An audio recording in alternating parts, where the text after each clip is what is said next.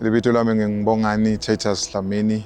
Kulenzawo lesikiyo la kuseNgube, but Ngube isigoshanyana nje under umphakathi waseMandabele.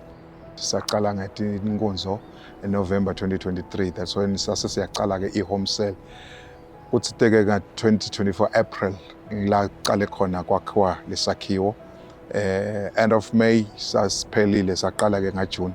Then ke sase relocate from the Home Cell lebesikiyo ngale ngenhla sesiyabuya ke sesila. We get this rice packs, the food parcels asebenza kakhulu because ngithola testimony yabantwana labala esondweni.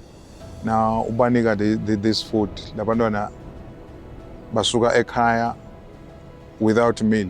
Meal abatayithola esikolweni lakhaya kuphekwa kanye entsambama kuphela. So if they don't have this food la esondweni, labatase bafike bakudla ekseni before they come to school bese batholakele ukudla sesikolweni. Ne budget yakhona iphasi kudla kuya kuphela.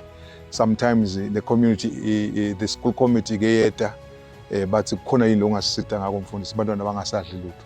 So nabangasadli esikolweni sokude nala sondweni sokuba inkinga lokhu kufike nje kwa le challenge yekweswela sifike leli bandla lafike lahlangabetana naleso singayi ngawubona lobumcoka nekubaluleka kwalesandla lesivulekile ukuthi labantwana badle.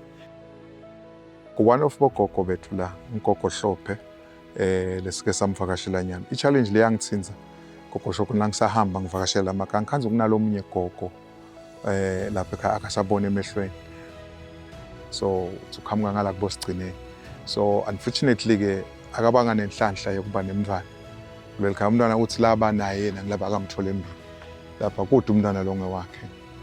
Wahamba umyeni wakhe usele ungumfelokati nje lapha.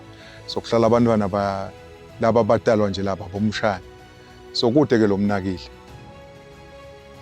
Ngihlala ngithi uyathiphekela nje gogo lapho uyambona naye ukuthi semdzala but uthiphekela yena ukukhelela imandi and challenge la nayo unomntwana lo ngasikahle engcondweni unakwe nguye naye.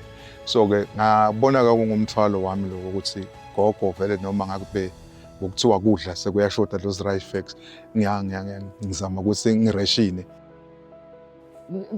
Kwathi kuba ngobe nanyalo nje ihlolo bezidla wona. Siyambonga uNkulunkulu kusithuma kulenzawo.